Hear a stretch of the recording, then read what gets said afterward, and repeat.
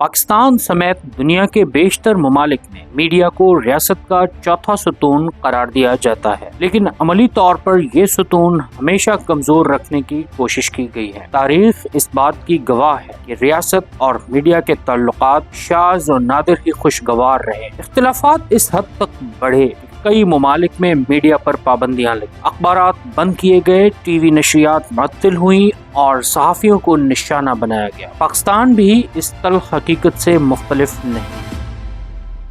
قیام پاکستان کے بعد سے ہی اخبارات اور میگزین دباؤ کا شکار رہے۔ کبھی اشاعت پر پابندی عائد کی گئی، کبھی مدیران کو اداروں سے نکالا گیا تو کبھی صحافیوں کو جیلوں میں ڈالا گیا۔ کئی اداروں میں سرکاری اشتہارات بند کر کے اخبارات کی معاشی شہرت دبانے کی کوشش کی گئی۔ یہ سب کچھ اس لیے کیا جاتا رہا تاکہ تنقید کی آواز کو خاموش کیا جا سکے۔ سن 2002 میں جب پاکستان میں الیکٹرانک میڈیا کا آغاز ہوا اور نجی ٹی وی چینلز کو لائسنس جاری کیے گئے تو یہ امید پیدا ہوئی کہ شاید یہ نیا دور سیاستدانوں اور طاقتور اداروں کی سوچ میں تبدیلی لائے گا۔ خیال تھا کہ اب معلومات کے بہاؤ کا روکنا ممکن نہیں رہے گا اور اختلاف رائے کو برداشت کیا جائے گا، مگر وقت نے ثابت کیا کہ یہ امید خوش فہمی سے زیادہ کچھ نہ تھی۔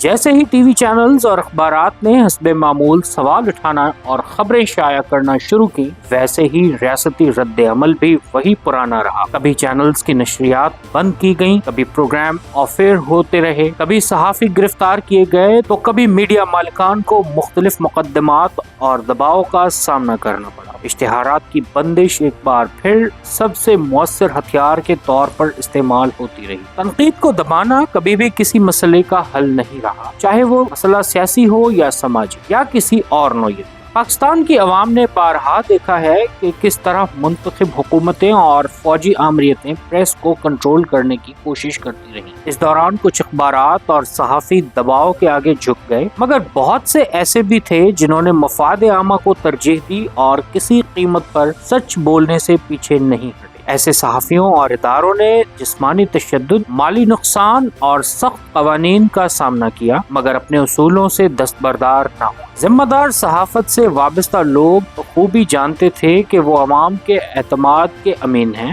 اور اس اعتماد سے خیانت نہیں کر سکتے۔ ان کا یقین تھا کہ پاکستان ان قربانیوں کی بدولت مضبوط ہوگا اور ایک دن آزادی صحافت کو اس کا جائز مقام ملے گا۔ تاہم وقت گزرنے کے ساتھ حالات مزید سنگین ہوتے گئے۔ خاص طور پر 2018 کے بعد جب سیاسی حکومت اور طاقتور حلقوں کے اشتراک سے ایک ہائبرڈ نظام تشکیل پایا تو میڈیا اور صحافیوں پر دباؤ میں واضح اضافہ دیکھا گیا۔ گزشتہ 7 برس میں متعدد میڈیا ہاؤسز اور صحافیوں کو خاموش کرانے کی کوشش کی گئی۔ کچھ اداروں نے مجبوری میں سمجھوتا کیا، جبکہ کچھ نے دباؤ کے باوجود منصفانہ رپورٹنگ کو ترجیح دی۔ انہی اداروں میں ایک نمایاں نام ڈان میڈیا گروپ کا بھی ہے۔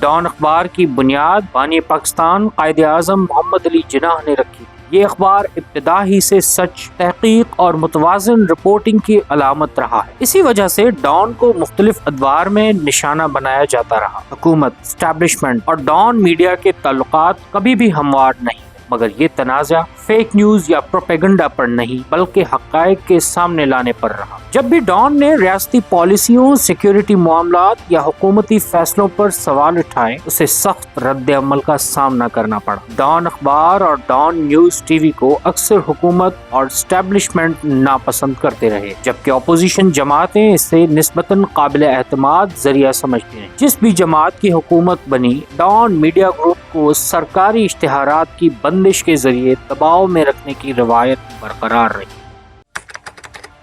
6 اکتوبر 2016 کو شائع ہونے والا مشہور آرٹیکل ایکٹ اگینسٹ ملیٹنٹس اور face international isolation civilians tell military Pakistan کی تاریخ کی ایک اہم رپورٹ بن کر سامنے آیا۔ اس رپورٹ میں حکومت اور اسٹیبلشمنٹ کے درمیان ہونے والی ایک حساس میٹنگ کی تفصیلات شائع ہوئیں، جس میں یہ بھی لکھا تھا کہ وزیر اعلیٰ پنجاب شہباز شریف نے D G I S I lieutenant general Rizwan Akhtar کو مخاطب ہوتے ہوئے کہا کہ جب بھی سویلین حکومت بعض شدت پسند گروہوں کے خلاف کارروائی کرتی ہے تو سیکیورٹی اداروں کی جانب سے پس پردہ انہیں رہا کروانے کی کوششیں کی جاتی ہیں۔ اس رپورٹ کو نہ حکومت نے مکمل طور پر رد کیا اور نہ ہی اسٹیبلشمنٹ نے، بلکہ ساری توجہ اس بات پر مرکوز ہو گئی کہ یہ خبر باہر کیسے آئی۔ یوں اس معاملے کو ڈان لیکس کا نام دے دیا گیا۔ اصل سوال یعنی رپورٹ میں موجود حقائق پس منظر میں چلے گئے۔ بعد میں واقعات نے اس رپورٹ کے کئی نکات کو درست ثابت کیا۔ 2017 میں تحریک طالبان پاکستان کے سابق ترجمان احسان اللہ احسان نے خود کو فوج کے حوالے کیا، جس کا اعلان اس وقت کے DGISPR میجر جنرل آصف غفور نے کیا۔ TTP کے اسپوکس پرسن تھے احسان اللہ احسان،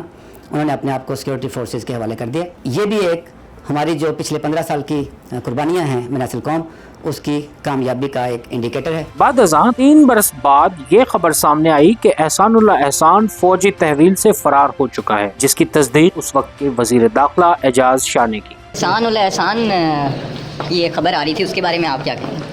وہ جو خبر آ رہی میں نے بھی پڑھی، تو سر اس میں کتنی حقیقت ہے؟ وہ صحیح ہے خبر اس کی۔ تو سر وہ اسٹیٹ کو پتہ ہے کہ وہ چلا گیا یہاں سے؟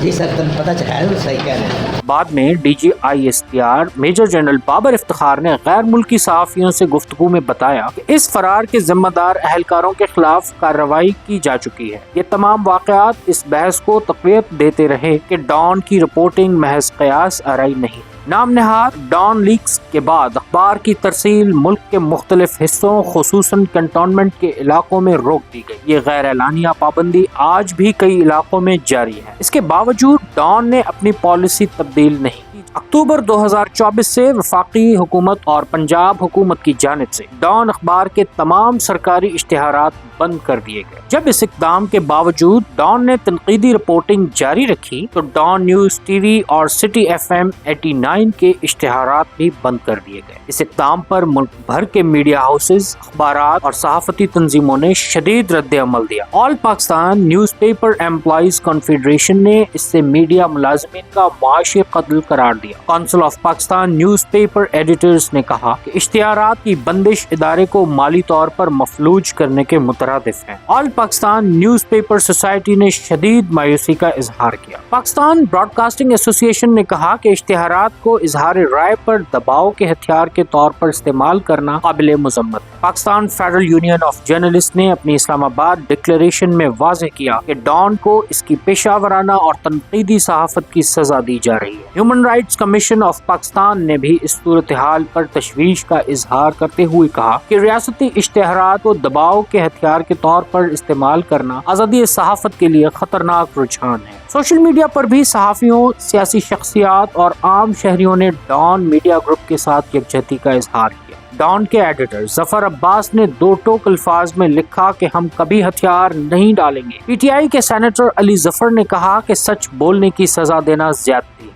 سینئر صحافی ماریانا بابر نے مکمل حمایت کا اعلان کیا۔ خیبر پختونخوا کے مشیر خزانہ مزمل اسلم نے کہا کہ سرنڈر نہ کرنے کی وجہ سے ہی ڈان ایک معتبر ادارہ ہے۔ نامور شخصیت اور ڈان اخبار کے کالم نگار نصیر میمن نے لکھا کہ ڈان میڈیا گروپ نے ابھی تک سرکاری سختی کے سامنے گھٹنے نہیں ٹیکے۔ ڈان میڈیا گروپ سندھ کے مسائل پر ترقی پسند اور سندھ دوست موقف رکھتا ہے۔ اشتہارات کی بندش کے سنگین نتائج سامنے آئے۔ مالی دباؤ کے باعث ڈان انتظامیہ کو ڈان نیوز کی اردو ویب سائٹ بند کرنا پڑی، متعدد ایڈیٹرز کو گھر بھیجا گیا اور ملک بھر میں ڈان نیوز کے DSNG دفاتر بند کیے گئے۔ بڑے پیمانے پر ڈاؤن سائزنگ کا عمل اب بھی جاری ہے۔ اس کے باوجود ڈان میڈیا گروپ نے واضح کیا ہے کہ وہ اصولی صحافت پر کوئی سمجھوتا نہیں کرے گا۔ دباؤ کے ہتھ کنڈے اس سے سچ بولنے سے نہیں روک سکتے۔ ڈان کا عزم ہے کہ وہ صحافتی سالمیت کو ہر قیمت پر برقرار رکھے گا، کیونکہ یہی اس کا اصل فرض اور شناخت ہے۔